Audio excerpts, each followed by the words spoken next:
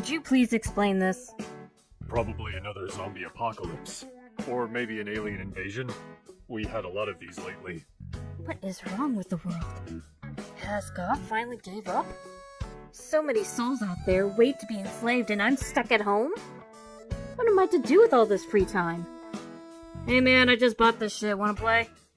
I'm bleeding! Why don't you heal me, you brain-dead mule? All you do is go invisible and loot gold! All you do is take long rests in the middle of a fight! You three share one mind, right? Yes. A demon can have many bodies.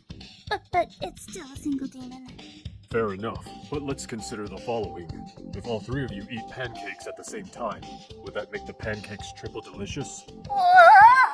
Hold up right there for a second. It's not as simple as you think. There are unique dangers involved. We could get stuck in an infinite loop of pleasure. Things would get out of control real fast. Usually ends with bloodshed. This device can witness events and recreate them in visual form? Yes, you can record videos with it.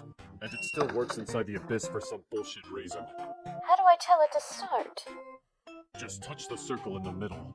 Like this? Ah! God damn it, BL! Why is every room in your castle full of tentacles? For entertainment.